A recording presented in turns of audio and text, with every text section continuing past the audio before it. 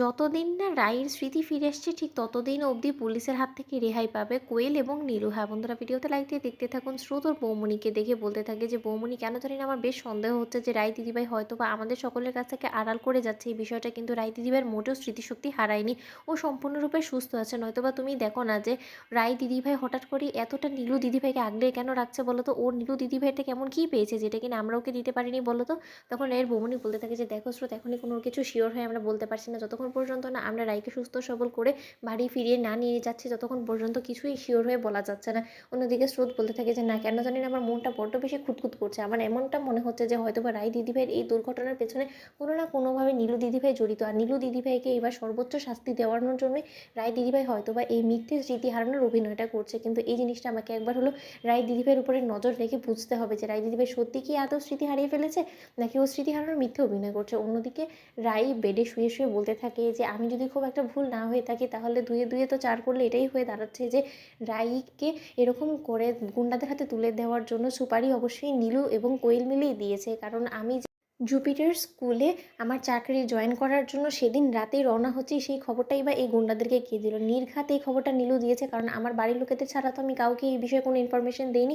নীলু যে রাতে এই বাড়ি ছেড়ে চলে যাচ্ছিল তার আগের দিনই আমি নীলুকে নিজে থেকে বলেছি। আমার হাত থেকেও 24,000 টাকা নিয়েছে, আর তার পরিবর্তে ও আমার কাছ থেকে ইনফরমেশনটা নিয়েছে, আর সেই ইনফরমেশনটাই ও খুব সম্ভবত এই গুন্ডাদেরকে দিয়েছে।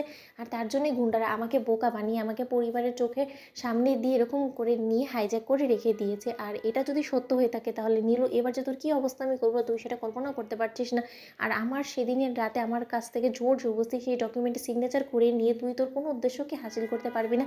এই দিকটাও আমি নিজে এবার হ্যান্ডেল করব, কারণ আমার যতদূর সম্ভব মনে হচ্ছে যে হয়তো বা এই জিনিসটা কোনো একটা প্রপার্টি ডকুমেন্ট, আর প্রপার্টি ডকুমেন্টে আমাকে বোকা বানিয়ে আমার উপরে জোর খাটিয়ে সিগনেচার করানো হয়েছে। তাহলে নির্ঘাত সেই ডকুমেন্টটাকে তুই কোনো না কোনোভাবে তো অবশ্যই ব্যবহার করবি, আর সেই অপব্যবহারটাকেই আমাকে আটকানোর জন্য আমাকে তোকে হাত করে রাখতে হবে। তার জন্যই তোর কাছের লোক, তোর বিশ্বস্ত লোক হয়ে উঠতে হবে আমাকে। ধীরে ধীরে আমাকে তোর উপরে একদম নির্ভরশীল হয়ে যেতে হবে, যাতে কিনা তুই আমার উপরে বিশ্বাস করতে বাধ্য হস। তুই এমন হয়ে যাস যে আমাকে ছাড়া তুই কোনো কিছুই আর কারোর সাথে শেয়ার করবি না। তখনই তোর এই দুর্বলতাটাকে কাজে লাগিয়ে আমি তোর উপরে আরও বেশি করে আঘাত আনার চেষ্টা করবো, যেরকমটা কিনা তুই আমার বিশ্বাস অর্জন করে আমাকে আঘাত করেছিস। অন্যদিকে নীলু কোয়েলকে বলতে থাকে যে কোয়েল, এখনই আমাদের কোনো কিছু রিস্ক নেওয়া যাবে না, কারণ আমাদের একটা জিনিস ভুলে গেলে চলবে না। রায় দিদিভাইয়ের যতক্ষণ পর্যন্ত না স্মৃতি ফিরে আসছে ততক্ষণ পর্যন্তই আমরা সেফ রয়েছি। তারপরে রায় দিদিভাইয়ের একবার যদি স্মৃতি ফিরে আসছে তাহলে কিন্তু আর রুখে থাকবে না। তাহলে নির্ঘাত আমাদেরকে পুলিশের হাতেও ধরিয়ে দিবে, কারণ ওর কিন্তু সেদিনের রাতের সম্পর্কে সব কিছু মনে পড়ে যাবে। ও নিশ্চয়ই সব কিছু ভুলে যাবে না। তখন কোয়েল বলতে থাকে যে আমাদেরকে সাবধানে পা ফেলতে হবে, এখনই হঠাৎ করে এত উত্তেজিত হয়ে গেলে চলবে না। কিন্তু নীলু তো বন্ধুদের ভিডিওটি ভালো লাগলে সাবস্ক্রাইব করতে ভুলো না।